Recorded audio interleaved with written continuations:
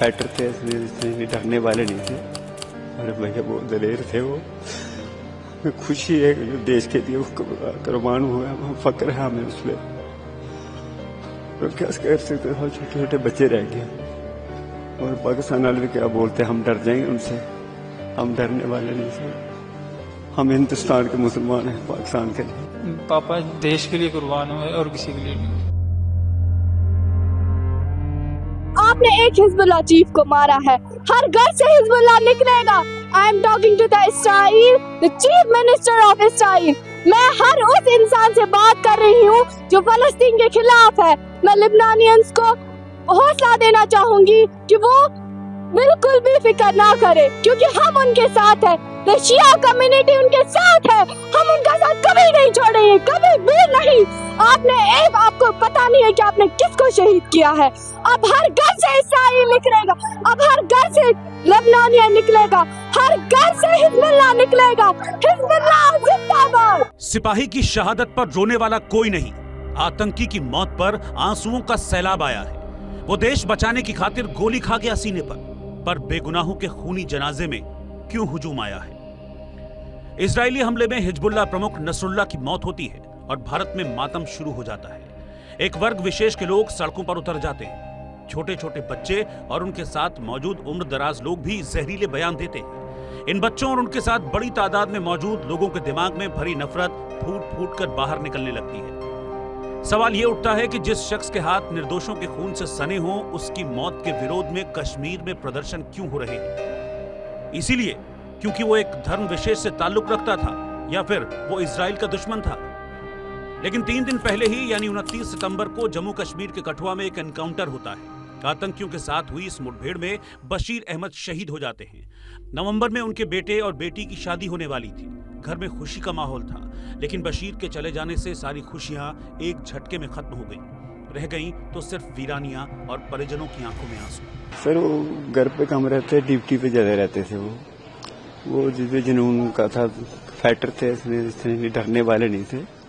अरे भैया बहुत दलेर थे वो। खुशी है जो देश के लिए कुर्बान हुआ, फक्र है हमें उस पर। तो क्या कर सकते, छोटे छोटे बच्चे रह गए। और पाकिस्तान वाले भी क्या बोलते, हम डर जाएंगे उनसे, हम डरने वाले नहीं सर। हम हिंदुस्तान के मुसलमान हैं, पाकिस्तान के लिए। हमेशा हम यही कहते हैं कि हमें शहीद की मौत मिली है, बहुत खुशी की बात है। हमें मरना तो है सर, मरना इधर थोड़ी बैठे रहना है। पाकिस्तान क्या बोलता है कि हम पाकिस्तान में हम डरा के मार देंगे, हम डरने वाले नहीं सर। हम हिंदुस्तान के मुसलमान हैं, हम जब अपने देश के लिए शहीद हो जाएंगे, ऐसी कोई बात नहीं है। कब बात हुई थी आपकी? सर मुझे मेरे साथ बात हो गया 4 दिन हो गए कम से कम। हाँ तो बोल रहा था भैया मैंने ना अब ट्रेनिंग कर ली, मैं सब ऑफिसर बन जाऊंगा। तो मैं अभी कठुए में हूँ, उधर पता नहीं कैसे उनकी स्पेशल ड्यूटी लग गई। तो वो जब वो गए तो उन्होंने दोनों बच्चों की शादी थी दोनों की, तो बोलने लगे हम अब आके दोनों की उन्होंने सगाई कर दी, दोनों की, बेटी की बेटे की भी। हाँ जी हाँ जी। तो अब बोलने लगे कि हाँ जी हाँ जी हाँ जी। तो बोलने लगे कि आप आएंगे, दोनों की शादी इकट्ठी कर देंगे। क्या बताएं, छोटे छोटे बच्चे रह गए किसी के सारे। 2 भाई थे, एक पहले चला गया, एक क्या बोले था।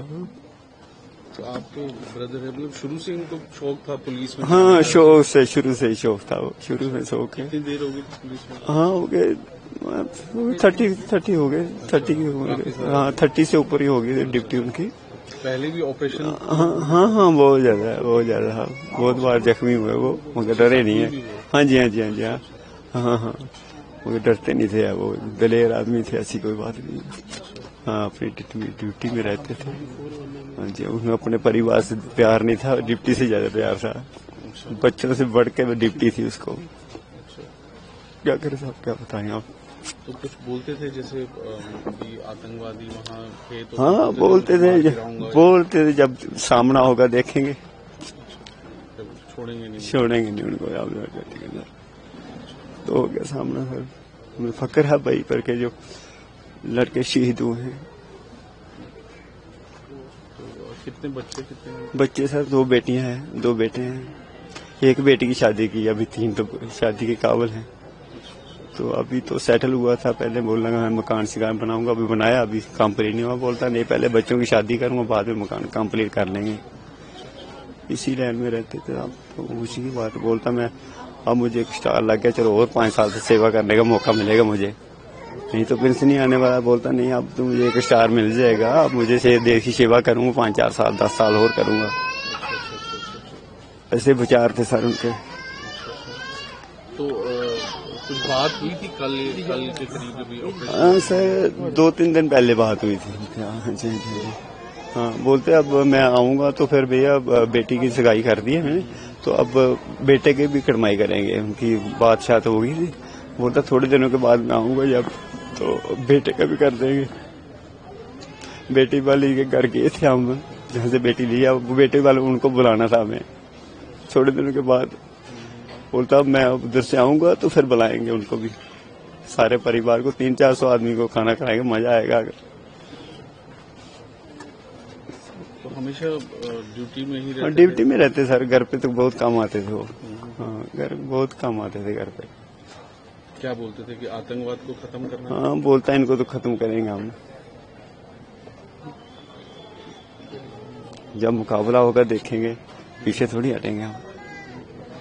बोलते होगा मुकाबला सर का, मुझे फक्र है मेरे।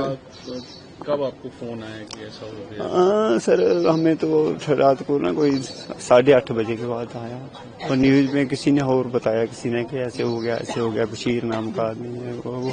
मैंने सोचा वो तो इंटरव्यू के लिए उधर गए थे, बोलता मैं ट्रेन कर रहा हूँ, तो बोले वो ऐसे उधर कैसे चले, वो तो स्पेशल ड्यूटी थी उनकी, वो उधर चले गए।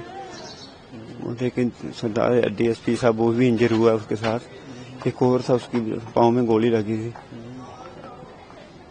ये बोलते हैं सर कि अब जब उनको गोली लगी तो वो सब इंस्पेक्टर को बचाने लगा, उसके पैर के गोली उसको उठाने लगा तो गोली लग गई उसको पकड़ के साथी को बचाते हुए सर, साथी को गोली लग गई। उसने बोला कि मेरे खींचे, उन्हें साइड पे करने लगा उसको, तो साइड पे गोली लग गई। घर पे तो वो कम ही आते थे, ज्यादा ड्यूटी पे रहते थे। 2 वीक कम 3 days एंड बाकी ड्यूटी पे रहते थे। इसलिए जो ड्यूटी है उनकी वो तो वेरी इम्पोर्टेंट थी। अच्छा। घर का काम वेरी इजीली करते थे। अच्छा। तो कोई कभी बताते थे कि ये जो आतंकवादी आए हैं इनको छोड़ना नहीं है, ऐसा कुछ? कल मेरी लास्ट बात हुई उनसे 3:49 पे। अच्छा। मैं अपनी जॉब से लंच करके उनको फोन करते ही करता हूँ। अच्छा। एक सुबह 12 o'clock, अच्छा। तो शाम को 3:50 के करीब लंच करके मैंने फोन किया। पापा कहते मैंने जॉब पे है अभी, तो मैंने कहा कोई बात नहीं, पहले जॉब कर लो, फिर आप अपनी मेरे को फ्री होकर फोन कर देना। जम्मू कश्मीर के कठुआ जिले में शनिवार की रात आतंकवादियों और सुरक्षा बलों के बीच मुठभेड़ हुई थी। इस दौरान घायल बशीर अहमद ने शहीद होने से पहले कट्टर पाकिस्तानी आतंकवादी को ढेर कर दिया था। इस जांबाज बशीर को कठुआ में कई मुठभेड़ के दौरान विशेष तौर पर बुलाया गया था। दरअसल बशीर हमेशा आतंकियों से भिड़ने को तैयार रहते थे, लेकिन उनकी शहादत को नमन करने के लिए कुछ गिने चुने लोग ही सामने आए। जब कठुआ में आतंकवादियों के होने की सूचना मिली तो वहां पर जितने सुरक्षा बल है उन सब ने उस इलाके में घेरा डाला, सर्च की, और जब आतंकवादियों से आमना सामना हुआ तो बशीर ने अपनी शहादत दी। उसने एक आतंकवादी को भी मारा और एक्सचेंज ऑफ फायर में उसको गोली लगी और उसकी शहादत हुई। एक्सचेंज ऑफ फायर में वो टेररिस्ट भी मारा गया जिसने फायर किया। लेकिन इजरायली हमले में मारे गए हिजबुल्लाह के सुप्रीम लीडर हसन नसरल्लाह की मौत पर भारतीय मुसलमान गमजदा हैं। खासतौर पर शिया मुसलमानों में भारी गुस्सा है। हालांकि नसरल्लाह की मौत पर दुनिया के किसी भी मुस्लिम देश में मातम और प्रदर्शन नहीं हुए, पर भारत में मुसलमानों का एक धड़ा सड़क पर उतरकर प्रदर्शन कर रहा है। अरब लीग के 22 मुस्लिम देश जुलाई 2024 तक हिजबुल्लाह को आतंकी संगठन मानते रहे। अमेरिका, यूरोपियन यूनियन और गल्फ कोऑपरेशन काउंसिल समेत 60 देशों ने हिजबुल्लाह को आतंकी संगठन घोषित किया है। हिजबुल्लाह के मुखिया की मौत पर कई सुन्नी बहुल देशों ने चुप्पी साध ली है। 32 सालों तक शिया सशस्त्र समूह चलाने वाले नसरल्लाह ने इजराइल और पश्चिमी देशों के अलावा कई दुश्मन भी बना लिए थे, लेकिन उसकी मौत पर कश्मीर में प्रदर्शन किस तरफ इशारा कर रहा है? जी, मेरा नाम सैयद जहीर अब्बास जाफरी है। और हम मुख्तलिफ इस वक्त जो हमारी रियासत में और मुख्तलिफ जगहों के ऊपर आपके इल्म में होगा कि लुबनान में एक वाक़या हुआ है जिसके ऊपर ज़बरदस्त एहतजाज किया जा रहा है, और वो ये है कि उम्मत मुस्लिमा की आलम इस्लाम की एक VIP, एक अहम पर्सनालिटी जो जुल्म के ख़िलाफ़ बरसरे पैकार थे, सैयद हसन नसरुल्लाह, उन्हें घात लगाकर और धोखे से ज़ायनिस्ट रजीम ने, इसराइल ने शहीद कर दिया है। और उसकी वजह से पूरी दुनिया में जितने भी लोग ओप्रेस्ड के, मजलूम के हामी, उनके दिल सख्त दुखी हैं। और हम भी अपने तौर के ऊपर इस वाक़े की, इस जुल्म की ज़बरदस्त मजम्मत करते हैं। जंग का ये तरीक़ा नहीं होता।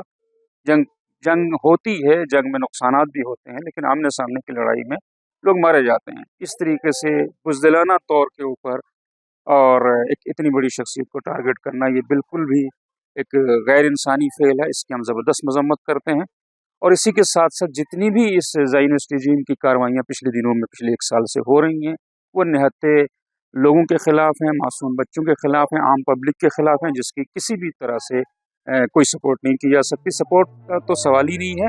अलगाववाद, आतंकवाद और विकास की कमी से जूझते कश्मीर में पिछले कुछ सालों में विकास के कई बड़े काम हुए हैं। पत्थरबाजी पर लगाम लगी है। धारा 370 को हटाकर जम्मू कश्मीर को देश के साथ मुख्य धारा में जोड़ा गया। कश्मीर में पर्यटन बढ़ा है, लेकिन इतना सब कुछ करने के बाद भी दिमागी नफरत कम नहीं हुई। उनके जहन में शायद आज भी कोई टीस बाकी है। जिस नसरुल्लाह की मौत पर कश्मीर में मातम मनाया जा रहा है, वो भारत के मुसलमानों से कोई हमदर्दी नहीं रखता था। फिर भी उसके समर्थन में एक कश्मीरी मुस्लिम बच्ची का वीडियो वायरल होता है। अब हर घर से लेबनानिया निकलेगा, हर घर से हिजबुल्लाह निकलेगा।